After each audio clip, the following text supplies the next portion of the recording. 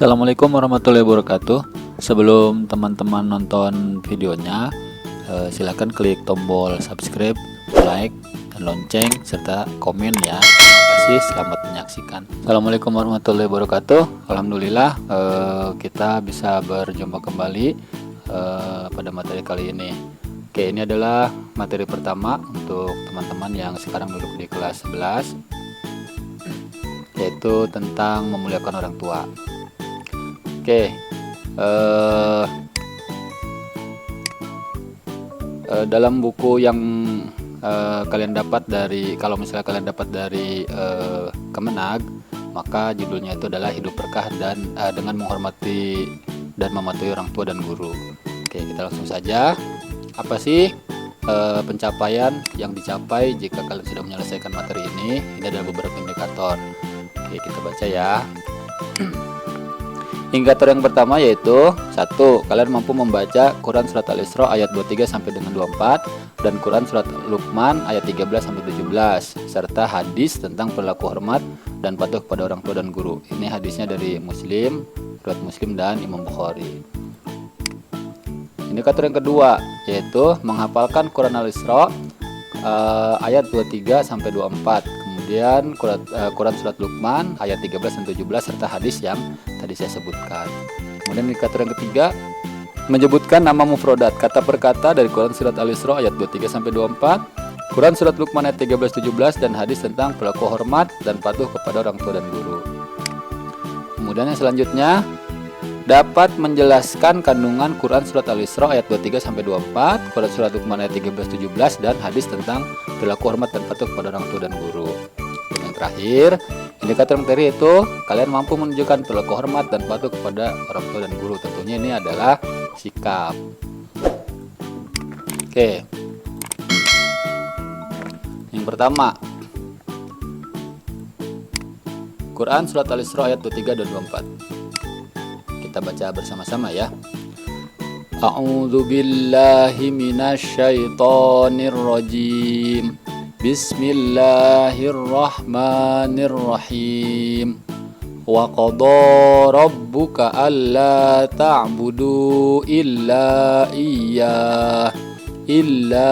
iyyahu wa bil walidaini ihsana.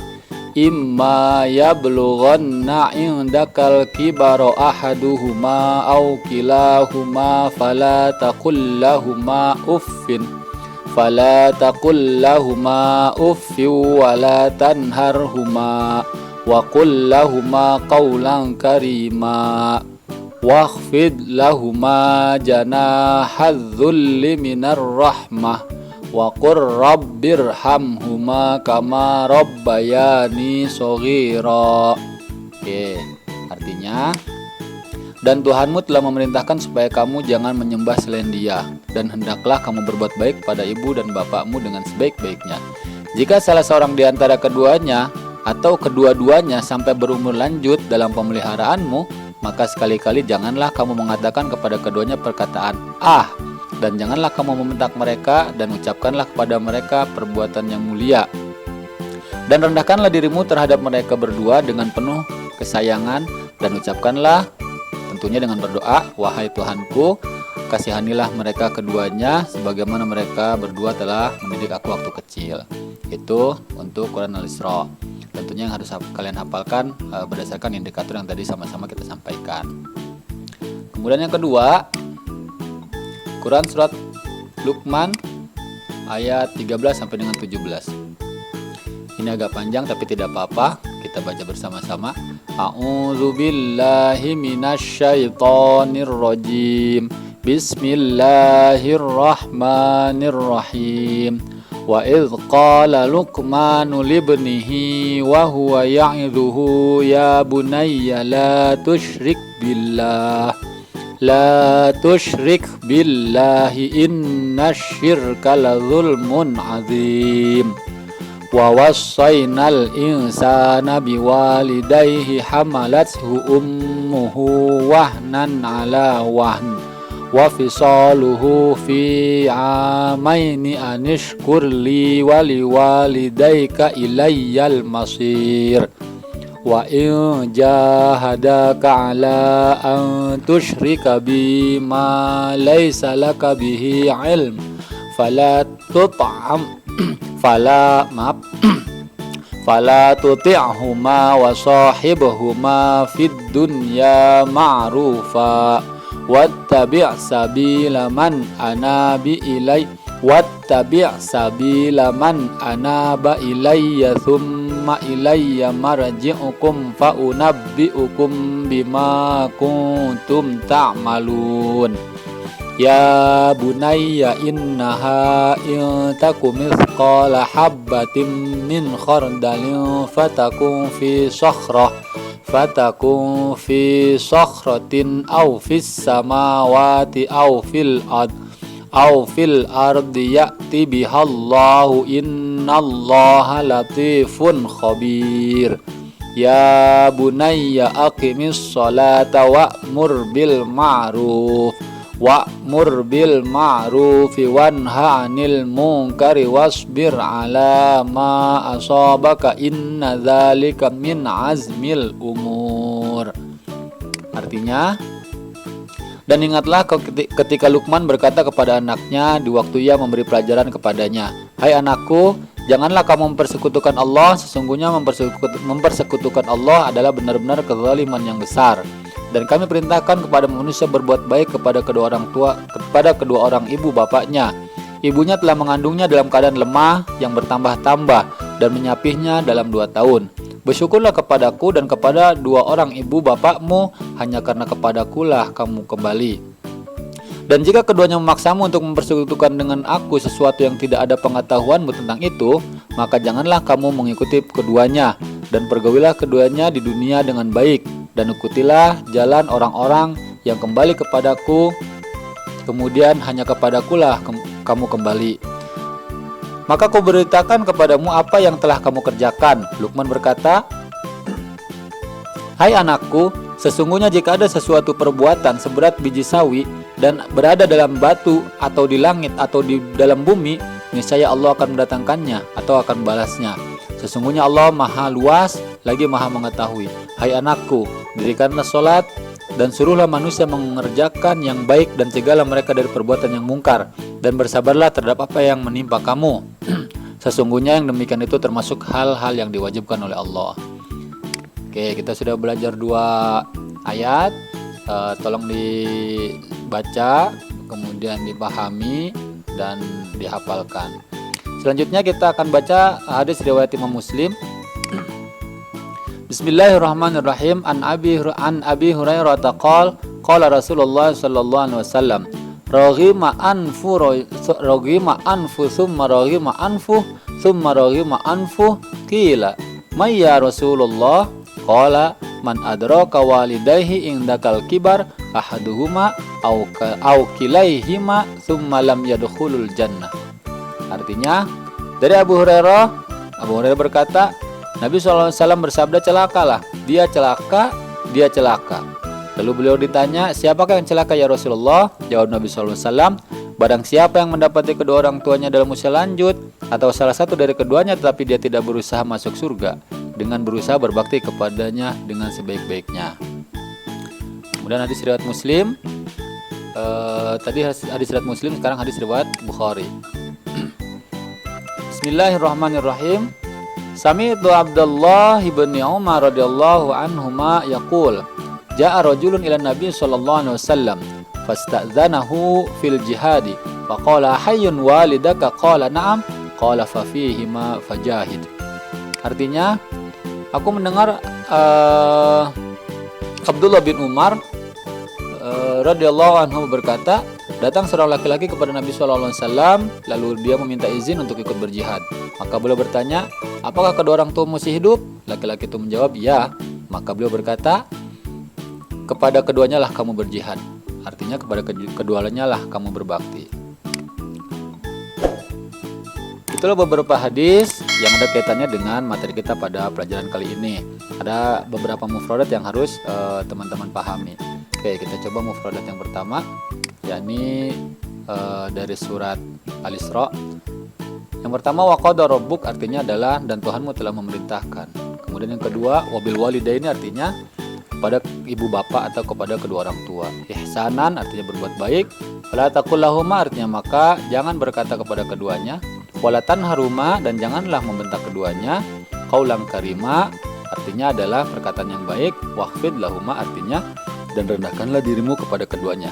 Nanti coba kalian pahami lagi beberapa mufradat atau kata-kata yang belum ada di penjelasan sini.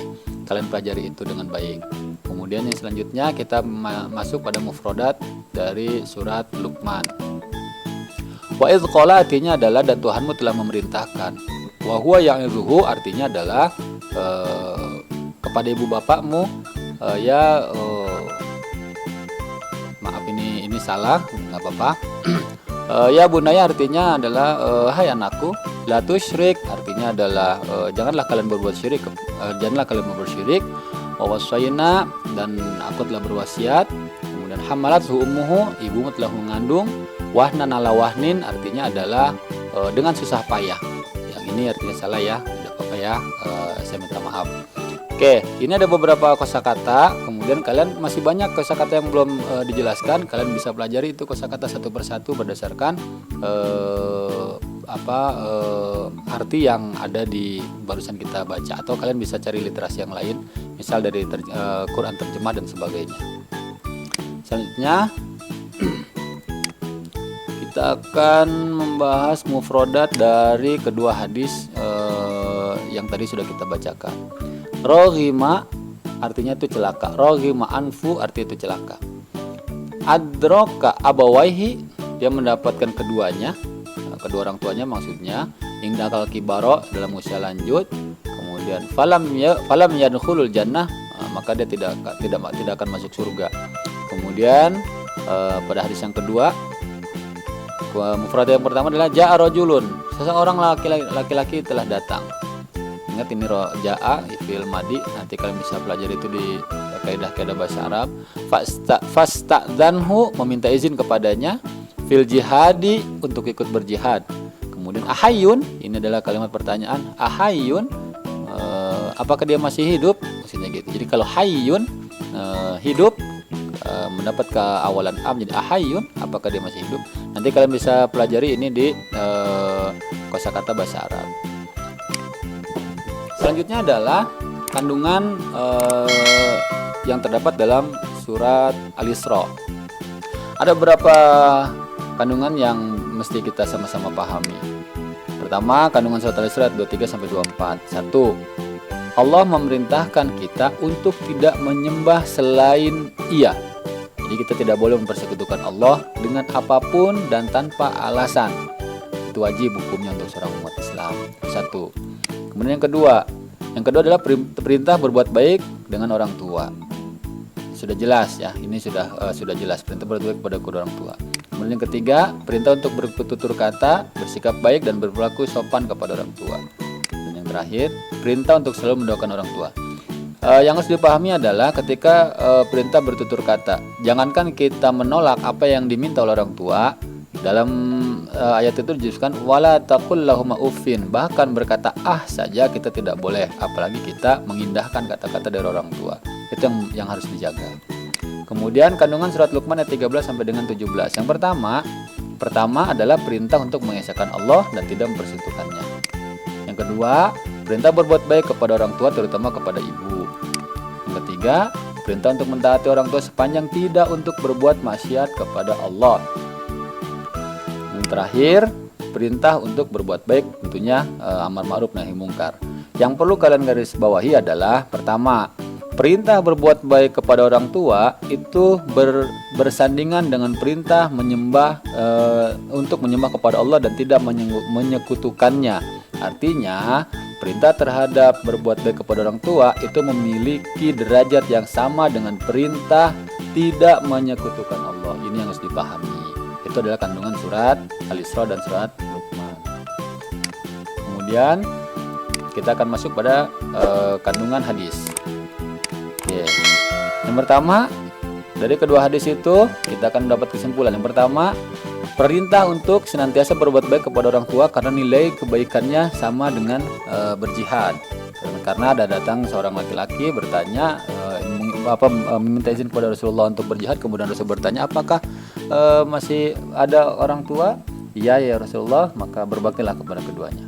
Yang kedua, orang tua menjadi ladang pahala, bahkan jaminan masuk surga jika kita membahagiakannya. Ini sesuai dengan hadis yang pertama tadi, bahwa celakalah seseorang yang jika dia mendapati orang tuanya tapi dia tidak berlaku baik kepadanya. Atau dalam hadis lain disebutkan bahwa dia celakalah seseorang yang dia belum masuk surga padahal orang tuanya masih hidup. Artinya adalah jaminan mendapatkan surga itu ada pada kedua orang tua. Next, kira-kira dari sini kita mendapat beberapa kesimpulan. Dari beberapa kesimpulan itu, kalian bisa cari dong contoh berbuat baik kepada orang tua misalnya. Apa saja kira-kira? Ya, banyak sekali contohnya ya. Bahkan yang paling sederhana adalah kita tidak boleh menolak apa yang diminta selama ajakan orang tua itu tidak menyekutukan Allah. Ini beberapa gambar saja ilustrasi yang saya keluarkan. Yang pertama misalnya ada orang yang membantu orang tuanya ketika sudah tua, dan yang kedua ini luar biasa, seseorang yang menggendong ibunya untuk melaksanakan ibadah haji, dan yang ketiga ini adalah seseorang yang mungkin sangat sayang sekali kepada orang tuanya, gitu ya. Selanjutnya ada beberapa catatan yang ingin saya sampaikan. Di antaranya adalah tentang kisah seorang Uwais Al-Qarni.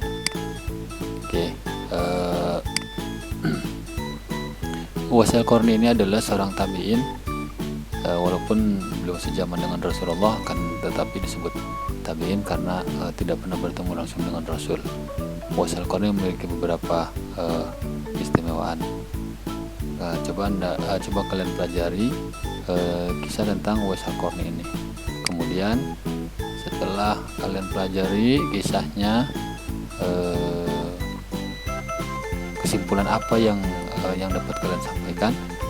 Di antara pertanyaan yang akan saya berikan ini, di antaranya adalah apa yang dilakukannya sehingga Rasul mengabarkan kepada para sahabat. Jadi walaupun Rasul tidak pernah bertemu dengan Uwais Al-Qarni dan Uwais pun tidak pernah bertemu dengan Rasul, tetapi kabar tentang Uwais Al-Qarni ini telah diwahyukan oleh Allah kepada Rasulullah. Apa yang dilakukannya sehingga Rasul mengabarkannya kepada para sahabat. Kemudian yang kedua, apa yang beliau dapatkan dari perbuatannya itu? Perbuatan apa sih sehingga Rasul memperlakukan Uwais Al-Qarni sebegitu mulianya gitu, harus diceritakan kepada para sahabat. Kemudian yang ketiga, bagaimana kemuliaan yang beliau dapatkan waktu di dunia. Nah, ini tolong kalian cari kisahnya dan buat kesimpulan. Itu saja materi yang dapat saya sampaikan pada kesempatan kali ini. Semoga bermanfaat. Kiranya kalau misalnya ada masalah silahkan tulis di komen atau silahkan japri saya. Terima kasih. Assalamualaikum warahmatullahi wabarakatuh.